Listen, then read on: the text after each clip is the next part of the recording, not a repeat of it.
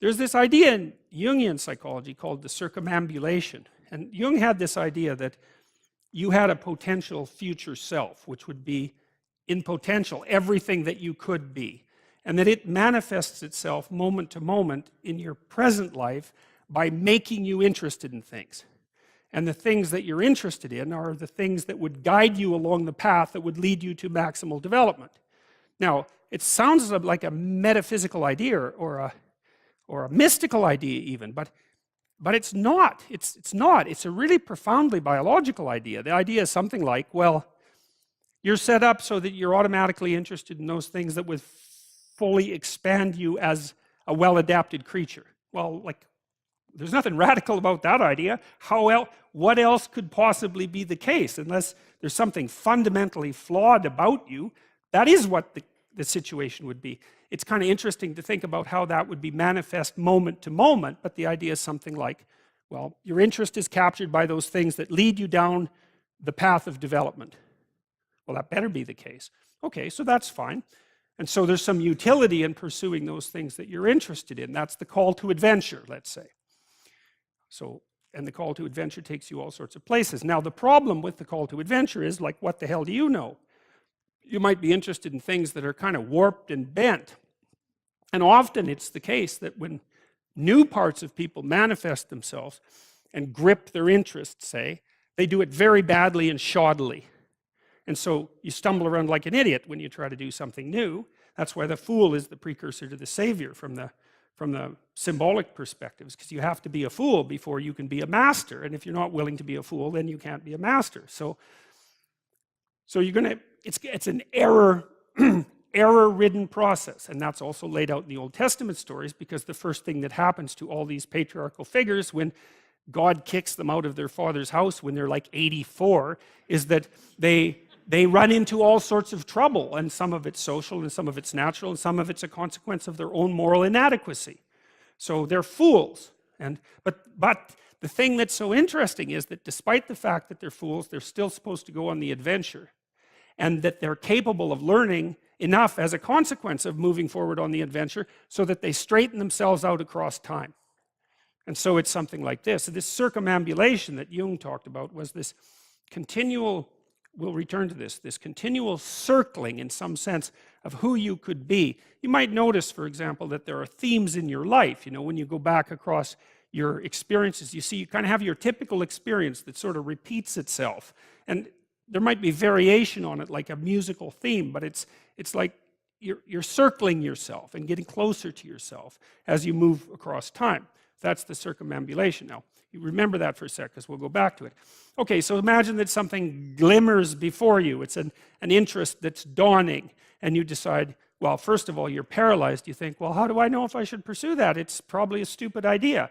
And the proper response to that is, you're right, it probably is a stupid idea, because almost all ideas are stupid. And so the probability that as you move forward on your adventure that you're going to get it right the first time is zero. It's just not going to happen. And so then you might think, well, maybe I'll just wait around until I get the right idea, and which people do, right? So they're like 40-year-old, 13-year-olds, which is not a good idea. And so they wait around until it's waiting for Godot, until they finally got it right. But the problem is you're too stupid to know when you've got it right. So waiting around isn't going to help, because even if the perfect opportunity manifested itself to you in your incomplete form, the probability that you would recognize it as the perfect opportunity is zero. You might even think it's the worst possible idea that you've ever heard of anywhere. Highly likely. Highly likely. So you have, Nietzsche called that a will to stupidity, which I really liked. So, because he thought of stupidity as being, you know, you have to take it into account fundamentally and work with it. And so you can take these tentative steps on your pathway to destiny, and you can assume that you're going to do it badly. And that's really useful, because you don't have to beat yourself up. It's pretty easy to do it badly. But the thing is, it's way better to do it badly than not to do it at all. And that's the continual message that echoes through these historical stories in Genesis. It's like, these are flawed people. They should have got the hell out of their house way before they did. And they go out and they stumble around in tyranny and famine and self-betrayal. And and violence, but it's a hell of a lot better than just rotting away at home. And that's great, so that's good.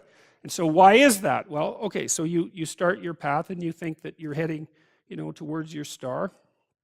And so you go in that direction. And then, because you're here, the world looks a particular way, but then when you move here, the world looks different, and you're different as a consequence of having made that voyage. And so what that means is that now that thing that glimmers in front of you is going to have shifted its location, because you weren't very good at specifying it to begin with, and now that you're a little sharper and more focused than you were, it's going to reveal itself with more accuracy to you.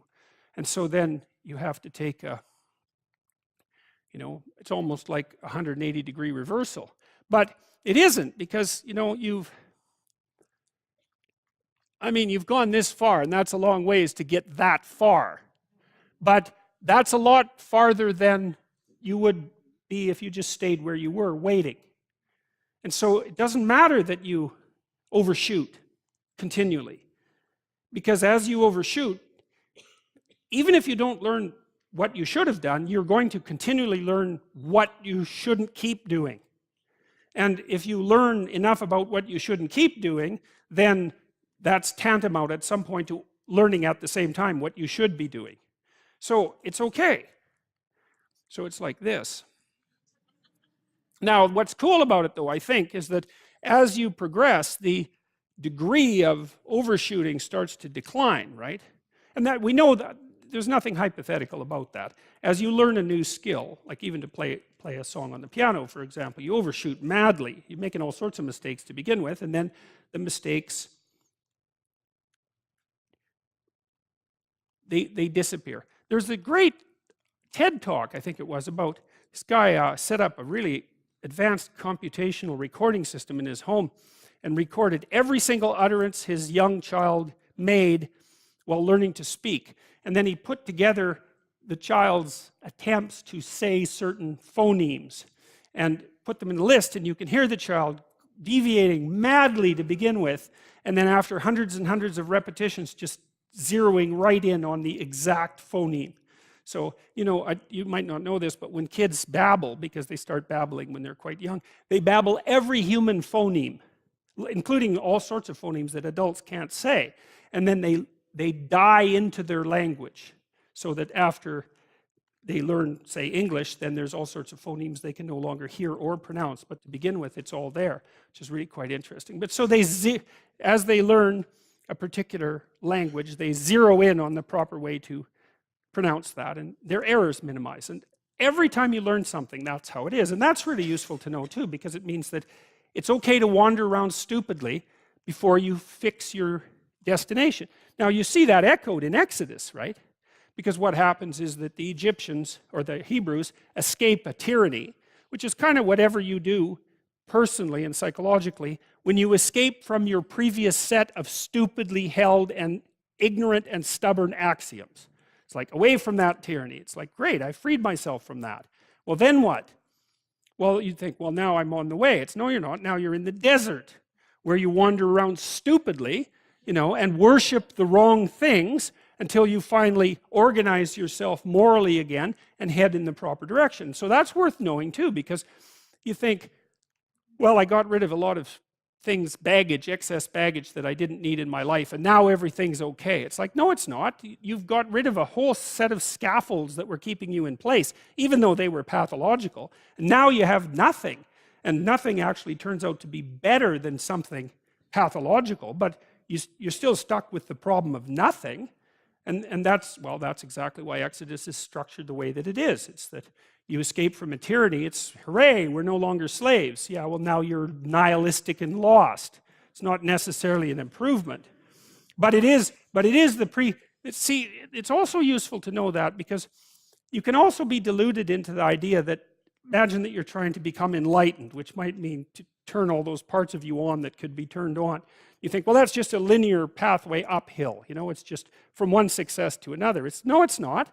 It's like, here you are, and you're not doing too badly, and the first step is a complete bloody catastrophe. It's worse.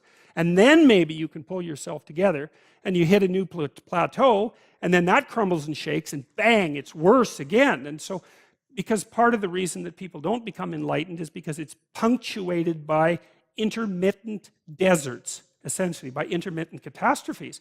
And if you don't know that, well, then you're basically screwed, because you go ahead on your movement forward and you collapse and you think, well, that didn't work, I collapsed. It's like, no, that's par for the course.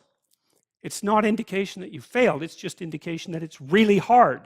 And that when you learn something, you also unlearn something. And the thing you unlearned is probably useful, and unlearning it actually is painful. You know, let's say if you have to get out of a bad relationship. It's like there isn't any relationship that's 100% bad.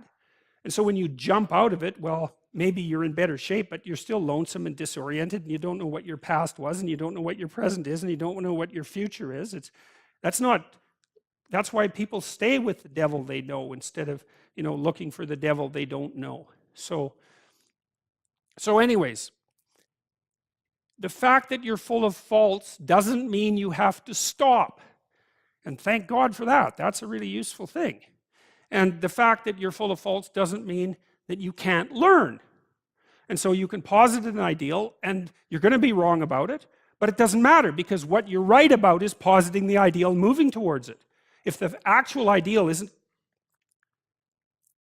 conceptualized perfectly, well, first, surprise, surprise, because like, what are you going to do that's perfect? So it doesn't matter that it's imperfect. It just matters that you do it and that you move forward. So that's really positive news as far as I'm concerned, because you can actually do that, right? You can do it badly.